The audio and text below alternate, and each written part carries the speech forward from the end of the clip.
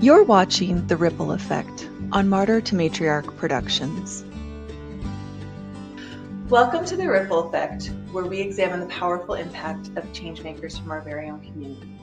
My name is Tatiana Thompson, and I'm the owner of Martyr to Matriarch Coaching. And I'm joined today by my good friend and fellow healer, Desiree Maltzby. So thank you so much for being here today. Thank you for having me, Tatiana. It's an honor. Thank you. It's always such fun to hang out with you. So thanks.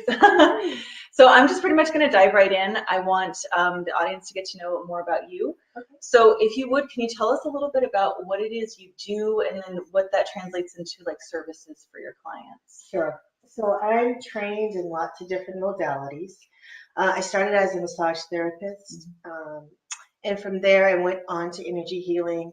And I became a massage therapist through my own healing and exploration on what is possible for the human body and how it can heal itself.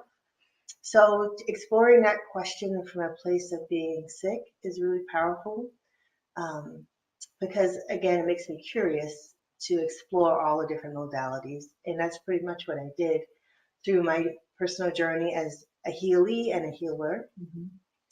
And as I went through that process, I got more curious about what does healing look like outside of the treatment room, and what does it look like in real life when we're engaging in difficult situations, whether it be with work, with our children, with ourselves, our family. But we're healing our thinking and our way of interacting so that we realize that we can do that. We don't just need to go to the hospital and get treated. Right.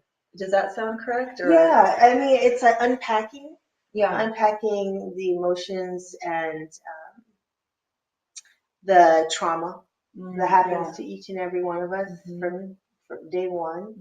And yeah, so that it's not, our healing is not always in the hands of someone else, that we can feel empowered to put some things in place, some practices in place, so that we know that we have that ability within ourselves as well to transform our thinking, to heal our bodies, to be confident. So I want to circle back to the original question is how does what I do show up in my work today? So in my work today, I'm working with people as a coach and a mentor and a teacher. And in the work that I do with people, I'm focusing on entrepreneurs, women entrepreneurs who want to feel confident in their business, and the things that get in the way of that confidence, exploring what those things are, unpacking that, and being supportive to them and learning tools to transform the areas where they feel stuck, where that confidence isn't showing up in certain situations that they would like it to, and what's behind that, what's underneath that. Would it be safe to say you're doing helping women work through a lot of imposter syndrome, the impact that has on stopping them from really blossoming and letting their light shine? Absolutely. Okay. Yeah, that's definitely a term that I'm hearing a lot more often, but it does fit. Not really feeling like you deserve to be in a space or to have a successful business. It may have been, you may be in business for a year or two, or maybe 5 years, and still feel like an imposter. So what is it that has you feeling this way? Yeah, so unpacking that. Yeah, and you may even, I mean, I know I've experienced that myself with my own business, that I've done so much healing on my own. However, I still don't feel sometimes like, well, what right do I have to teach other people how to do this? Because my life isn't 100% perfect. And that's just part of life. But finding that guidance from someone to say, no, what you're teaching and what you're doing is still incredibly valuable and necessary. You hit the nail on the head. I think having the beginner's mind is really hard for our culture in our society, especially with social media, portraying the image of perfectionism everywhere you look. There's no space really where you see people flub up or mess up and still say I'm successful. Yes. You see people mess up and goodbye. Right. Instead going, no, I messed up and that's okay. Yeah. I see that and I can move on. Because there's value in it, not just for the individual, but for people who are learning from you. Yeah. Because you get to be an expert in your experience and that wisdom is needed, and we all have wisdom that we share as a humanity. Wonderful. So would you say you primarily are on do coaching right now with your clients then?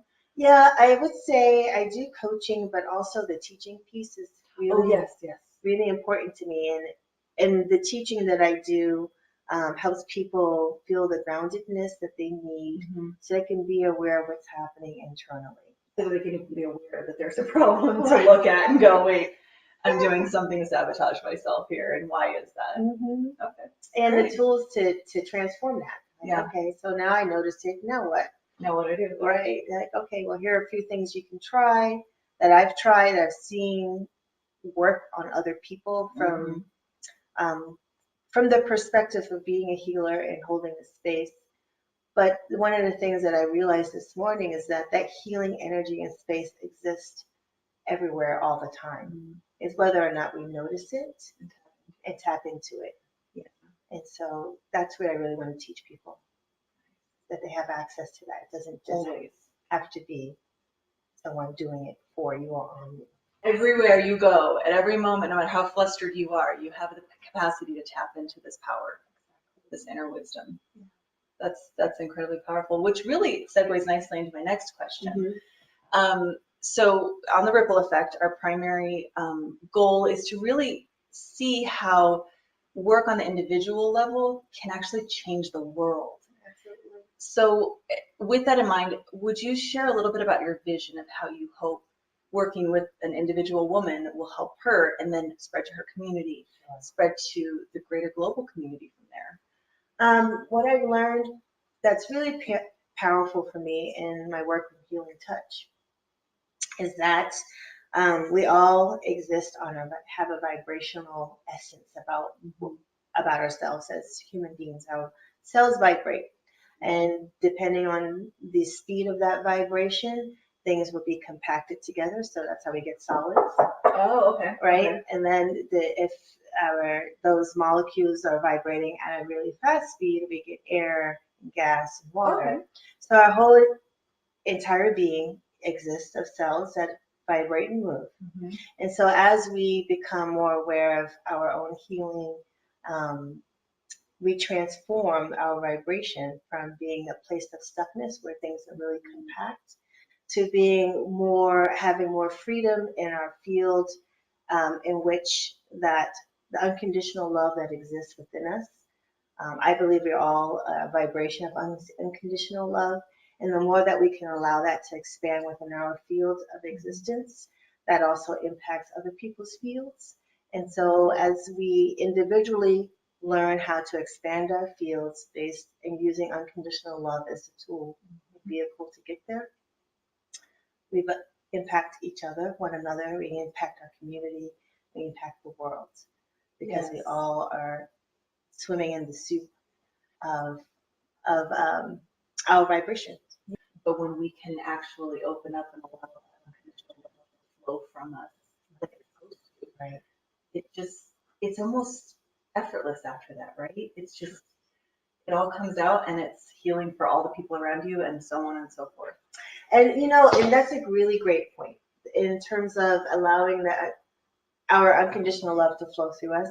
Doesn't mean like we don't get angry, right? And that things don't piss us off. Yeah. But the faster we can transition to recognizing what it is that pissed us off or made us angry or was unjust, like whether people treat us without dignity or compassion or love or respect, that doesn't mean we ignore those feelings. Yeah. But we have the capacity to move through them, and we don't have to be there forever. Exactly. And we can take positive action as needed. Yes. Instead of angry action. Exactly. And I think, like you said, the people around us get impacted when we're in whatever state of being that we are in. So if it's anger, people will walk into a room and like, this space feels really tense and stressful. Yeah, I don't want to be here. Or they walk into a space and go, God, it feels so good here. And so that's, I think, how, as an individual, we impact the globe by creating that space of, it feels good here. Yes. So beautiful. Thank you. Yeah. Thank you for asking. Yeah. So my final question, other than obviously how can people get a hold of you, we'll get to that, is with the Martyr to Matriarch program I do, I want to always help women or caretakers in general, you don't have to be a woman, to take care of themselves in really sustainable ways so that you can actually be a good mother, a good partner, but you can also have a good life for yourself, not just for everybody else's sake. Mm-hmm. So can you share with the audience your favorite way of, or most sustainable way of taking care of yourself to do that? It's not a popular answer. That's okay. And it's really simple. And I think it's the hardest because it's so simple. And really, that's spending some quiet time. Thank you. And some quiet time wherever you can find it. Mm-hmm. And as a mother of two boys who both have some form of ADHD or ADD, I was constantly feeling like I had to be in service to responding to their energy. Yep. And the way that I had to save myself as a mom is finding a moment to just be quiet and not have the constant bombardment of stimulus and input and noise flooding my adrenal system, my brain. And so I would do that in the bathroom. I would do it. I'll be gone for about 40 minutes. Exactly. I would do it in my car driving. If I get to a location early, if I can spend 5 minutes just to sit. No radio. That's a great tip. No social media, no radio. Just quiet. Just quiet. Yeah. Because then you get to feel yourself and know yourself just a little bit better. Yep. And you're not lost. Always out there, outside of yourself. Exactly. We're always outside of ourselves. We've got too much to do, too much stimulus coming in. And when we get quiet like that, it's for me, it's cleansing. Yeah. Like it just kind of washes away all the chaos. Yeah. And I can re-enter as I need to. Exactly. And like 5 minutes, 3 minutes. I mean, I'm not saying everyone has an hour or 40 minutes. Yeah, no, but everybody has 3 minutes. Yeah. And then you can build up. You find more minutes that you're willing to be quiet. So that would be my recommendation. And here's a little secret. You don't have to do anything though. Just be quiet. Just let yourself be alone and quiet. And that's where the practice comes in. Because the more that you're able to be quiet, because you make space. Yeah. You just make space within your mind, your heart, your body. Yeah, it really does. It transcends all those levels. Well, thank you. This is wonderful information, and I hope people, get to hear it and appreciate how valuable it is. And it's so simple. It's deceptively simple, but it's worth it. So please, you're worth it. There you go. You're worth it. You're worth it. So please take this and use it. It's great advice. So before we sign off, please tell our listeners how they can get a hold of you. Sure. You can get a hold of me through my website, which is www.desireemaltsby.com. And I'm sure Tatiana will probably put it in the video. Too. And then Facebook. I have my own Facebook page for my business, which is Desiree Maltsby LLC.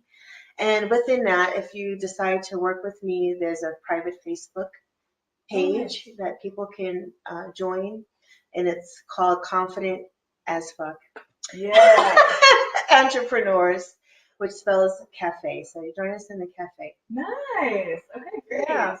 Well, thank you again for being here today, and your wisdom is always so appreciated. So thank you for having me. It's been an honor. Yes. All right. Until next time, be the change you wish to see in the world. Take care.